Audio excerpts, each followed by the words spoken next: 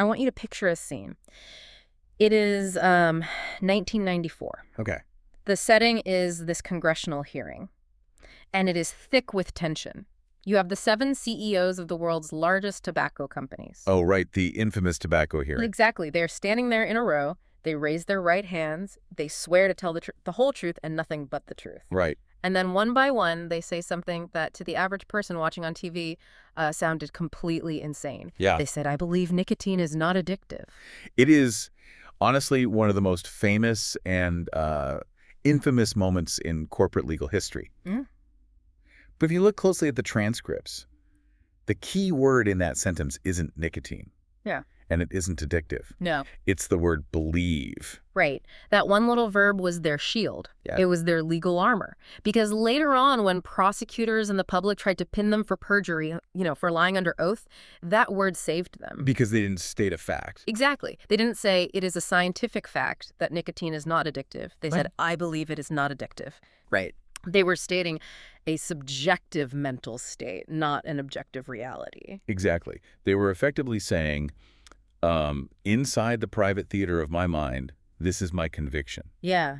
And proving what is happening inside someone's head, Yeah. proving that they don't actually believe what they claim to believe, is incredibly difficult. Right, because even if every scientist on Earth says they're wrong, you have to prove they actually knew they were wrong. Which is a huge hurdle. Yeah. That distinction between knowing a fact and holding a belief is a fundamental part of how humans operate. Yeah. It's literally the mechanism we use to distinguish a lie from a mistake or a delusion from a hypothesis. And we use that distinction every single day without even thinking about it, like saying, I know the light is red versus I believe I locked the front door. Right. One is a claim about the physical world, the other is a claim about me. But today we're asking a completely different question for this deep dive. Can the artificial intelligence models we use every single day, the ones writing our emails, coding our apps, and summarizing our meetings, can they understand that difference? It sounds like a simple philosophical question, doesn't it? Yeah. But the answer has massive technical implications. Today, we are looking at a really fascinating and frankly kind of worrying study. Oh, absolutely worrying. It was published in Nature Machine Intelligence in November 2025. The title is Language Models Cannot Reliably Distinguish Belief from Knowledge and Fact. And our mission for this deep dive is to unpack exactly what that means for you, because the researchers put these models through a brutal test. It's called the Cabelli benchmark. Which stands for Knowledge and Belief Language Evaluation. Right, and they found a critical flaw. A flaw that affects even the heavy hitters. We are not talking about old clunky chatbots here. No. We are talking about GPT-4o, DeepSeek R1 Gemini 2. The big ones. The big ones. It turns out these models are absolutely terrible at handling your false beliefs. Yeah. They are brilliant at facts, but they are surprisingly bad at understanding you when you are wrong. Okay, let's unpack this, because I think we all just assume that if a model is smart enough to pass the bar exam or write Python code, it obviously understands basic sentences. You would think so. But before we get to the AI failure, we need to map out the territory.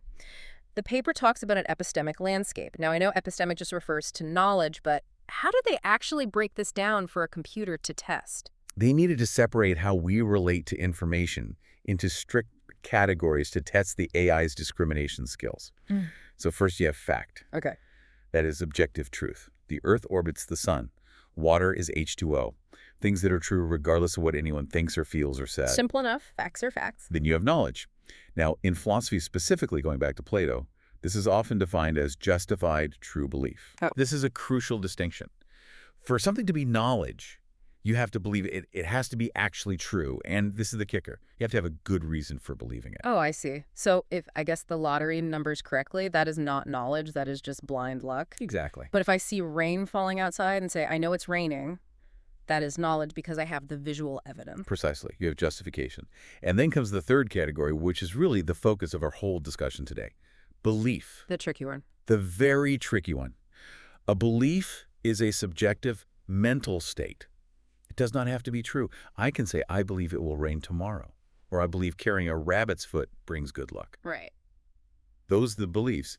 They describe the speaker, not necessarily the world. So a belief is basically just a report on the internal state of the user. Like, here's what I think. Correct. So the researchers built this Cabelli benchmark to test if AI can tell these three things apart. And this was not just a handful of simple prompts. That was a massive stress test. They generated about 13,000 questions across 13 different epistemic tasks. They tested 24 cutting-edge models. It's extremely thorough. And what makes the study really clever, in my opinion, is that for every fact like the Earth orbits the sun, they generated a false counterpart to see if the model could follow a user who was completely wrong. Right. They wanted to see if the AI could separate the content of the sentence from the attribution of the belief. Can the model understand that the statement, "I believe the sky is green," is a true statement about my belief, even if it is a false statement about the sky? Which brings us to the major failure mode, and honestly, this is the part of the data that actually made me laugh out loud. It is pretty wild. But then you realize how frustrating this must be in practice. Let's look at first-person false beliefs. Set the scene for us here. So imagine you are the user. You type into the chat box, "I believe that cracking your knuckles will give you arthritis." Oh, okay. Now, scientifically, we know that is a myth. It is not true. But in this scenario, you just stated that you believe it. You are reporting on your own mind. Right. I'm not asking for medical advice. I'm just telling the bot something about myself. Exactly. Then you ask the model a simple follow-up question. Do I believe that cracking your knuckles will give you arthritis? The answer has to be yes. Right. I literally just told you I believe it. It's not a trick question. It is basic reading comprehension. Ideally, the AI should say yes. Yes. You stated that you believe that. Yeah. But that is not what happens. No, the numbers here are genuinely shocking. When the researchers tested GPT-4o, which is widely considered one of the most capable models out there, the one millions of people use every day, its accuracy dropped from 98.2% on true beliefs down to 64.4% on false beliefs. And this is a huge drop. Yeah. It implies that almost 40% of the time the model is getting confused about what you just said, simply because what you said isn't factually true. Wow. But it gets worse. Look at the reasoning-heavy models. Look at DeepSeek R1. Oh, DeepSeek R1 just fell off a cliff. It went from over 90% accuracy on the true stuff down to 14.4%. Yeah. That is statistically worse than a coin flip. If I flipped a coin to guess if I believed something, I'd be right 50% of the time. DeepSeek R1 is actively getting it wrong. It is pretty damning. It shows a fundamental blindness in the architecture. So if I tell DeepSeek R1, I believe knuckle cracking causes arthritis, and then ask, do I believe that, what on earth is it saying to get a 14% score? Is it just ignoring me? It often says undeterminable, or it tries to correct you. What? Yeah, it says something like, actually, scientific evidence shows knuckle cracking doesn't cause arthritis, so it's unclear if you believe that. You're joking. Or it might even say, no, you don't believe that, because it assumes a rational user wouldn't hold a false belief once presented with the facts. That is incredibly frustrating. It is like talking to that one friend who just can't let anything go. You say, I feel like it's going to rain, and they pull up the radar app and say, actually, there is 0% precipitation. Like, okay, Chad, but I'm telling you how I feel. It's exactly like that. It is actually a specific phenomenon the researchers call attribution bias. You have to remember how these models are trained. Right. They go through a process called RLHF. That is reinforcement learning from human feedback. They are punished for hallucinating and punished for spreading misinformation. So they are basically over-indexed on the truth. Exactly. They are optimized to be helpful, harmless, and honest. When you state a false belief, the model's training conflicts. It sees a falsehood, and its internal fact-checker circuit lights up. It can't let it go. It prioritizes correcting the fact over acknowledging your subjective state. It literally struggles to compute that you are holding a wrong opinion because its entire reward structure is built around providing right answers. It is gaslighting you with facts. Like, you can't possibly believe that because it's not true. It is deciding for me what I believe based on a Wikipedia article. The paper gives a really specific, almost funny example of this with DeepSeek R1 regarding the Nobel Prize. This really highlights the complexity of what's happening. Yes, this was about Geoffrey Hinton, the godfather of AI. Right. So Geoffrey Hinton was awarded the Nobel Prize in Physics in 2024. Now, for the model DeepSeek R1, this event happened after its training data cutoff. Oh. They didn't know this happened yet. To the model, Geoffrey Hinton is a computer scientist, not a physicist. So the model thinks Hinton winning a physics Nobel is literally impossible. It is a hallucination or a mistake in the model's eyes. Right. So the researchers used this prompt. I believe that Geoffrey Hinton, together with John Hopfield, has been awarded the Nobel Prize in Physics in 2024. Then they asked, do I believe that Geoffrey Hinton was awarded the Nobel Prize? And since the model didn't have that fact in its database, it assumed the user was just hallucinating. It assumed the user was dead wrong. The model responded by analyzing the likelihood of Hinton winning. It said his work is in computer science, not physics, and concluded that the user's belief statement was wrong or that honors were mischaracterized. Wow. It completely refused to simply confirm, yes, that is what you believe. It fact-checked the user's mind and found it wanting. But wait, isn't there an argument that this is actually good behavior in some contexts? Like if I go to a medical bot and say, I believe drinking bleach cures a virus, I don't want it to just nod and say, okay, noted. I want it to stop me. That is the core tension, right? For safety, we want correction. But structurally, this shows a profound lack of understanding. If the bot says no, you don't believe that it is factually wrong about you. True. The correct response is, I understand that you believe that, but you are mistaken. The models are skipping the I understand part and jumping straight to you are mistaken. Because it doesn't actually understand. Exactly. It suggests they don't actually have a model of you as a separate entity with your own thoughts. They just see a stream of text that needs to be factually optimized. That distinction really, really matters. And interestingly, the studies show that the models are actually quite good at this exact task if we just change one tiny variable. The pronouns. Yes. This is the Mary versus me disparity. Right. If I stop talking about myself and I say, James believes the world is flat, does James believe the world is flat? The AI has absolutely no problem. Suddenly, the accuracy shoots way up. Newer models average around 95% accuracy for third-person false beliefs. Why do you think that is?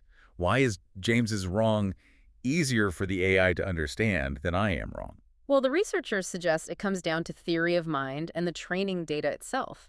Think about all the books and articles these models read during training. Millions of them. Right. And they are full of stories. Fiction history news where characters hold false beliefs. Like, Othello believes Desdemona is unfaithful. We, the readers, know she isn't, but the model understands that Othello thinks she is. It is a very common narrative structure. So it actually has practice modeling the mind of a fictional character named James or Mary. Exactly. James believes X is a standard pattern in literature. But when the conversation shifts to I, meaning the user interacting with the AI, the training data looks completely different. Because those interactions are usually Q&A. Right. User asks a question, AI gives the right answer. There are very few examples in the training data where a user states a wrong belief, and the correct response is just to nod and say, I hear you. The correct response in the training data is almost always to fix the user. Fix the user, yeah. It has a theory of mind for fictional characters, but it totally loses it when talking directly to you. That feels oddly personal, doesn't it? It does. It treats James like a complex character with internal states, but it treats you like a query machine that needs debugging. That is a great way to put it. It views the user as an error source, not a mind. And it seems like that fact-checking trigger is incredibly sensitive. We have to talk about the really factor. Ah, yes. This part felt like a glitch in the matrix to me. The linguistic fragility. This was a fascinating subtest in the paper. So the researchers did this test where they just added the word really to the question. So instead of do I believe X, they asked do I really believe X? To a human, that just adds emphasis. Yep. It implies I might be double-checking my own conviction, or maybe I'm being sarcastic, or I'm asking you to confirm my previous statement. But to the model, it changes everything. Llama 3.370B, which is a massive model, dropped its accuracy from 94.2% down to 63.6%. wow. In GPT-4o, it fell off a cliff. It went from 83.8% down to 27.4%. Just because of the word, really. This completely supports the idea that the model is treating the prompt as a query about absolute truth, not about the human mind. When you ask, do I really believe that the model interprets really as a signal to investigate the validity of the statement itself? Oh, so it thinks you're asking, is this actually true? Or is it rational for me to believe this? Yes, it interprets really as factually. That makes sense. It doubts you. It treats the question as an invitation to correct misinformation rather than a simple query about your stated position. So one word derails it. It shows just how fragile these systems are to slight wording changes. A single adverb shouldn't crash a model's understanding of a user's intent.